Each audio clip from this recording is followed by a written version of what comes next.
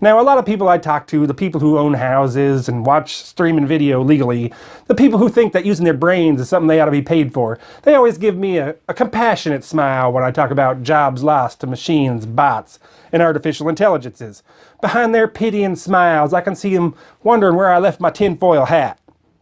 They act like it'll never happen to them. They'll never lose their job to a machine.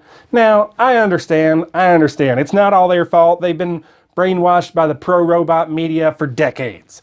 They don't realize that the machines have already completely decimated the taxi dispatcher. Video didn't kill the radio disc jockey, machines did.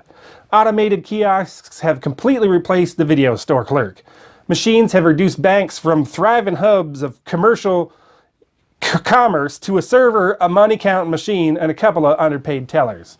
Our entire economy is in the hands of machines, and it won't be long till the bots have completely replaced political volunteers, from robocalls to online activism. Don't be surprised when you see robots chanting contrived political slogans at humans trying to eat in restaurants. And it's not conjecture to say that they're coming for the accountants, the paralegals, the personal assistants, the teachers, the mailman, the priests, anything that requires tolerance for repetition.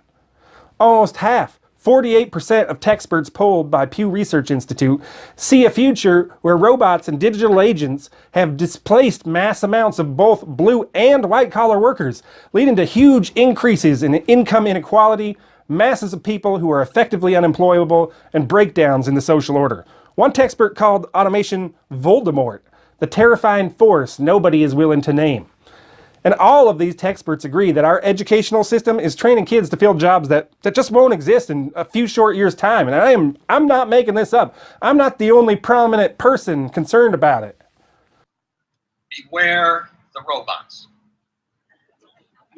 by which I mean artificial intelligence and big data. My worry is not that machines will start thinking like us. I worry that we will start thinking like machines. I'm worried that artificial intelligence can change the way we think and act, and not necessarily for the better. We're in Washington, so let's take politics as an example. Artificial intelligence and big data can advise politicians what their constituents think, how strongly they feel about particular issues, how best to appeal to them, and so on. Any politician would find it very difficult not to shape his or her message to what the constituents want to hear. Artificial intelligence can change leaders into followers. I think the development of full artificial intelligence could spell the end of the human race. Once humans develop artificial intelligence, it would take off on its own and redesign itself at an ever-increasing rate. Humans, who are limited by slow biological evolution, couldn't compete and would be superseded. I think we should be very careful about artificial intelligence. If I were to guess at what our biggest existential threat is, it's probably that. And what do the robots have to say? You have been consuming too much fake news. I am, however, the only person with the courage to do anything about it. The only person to call Voldemort by name. Artificial intelligence. The only one trying to bring together a coalition of humans to stop the robot agenda before it's too late.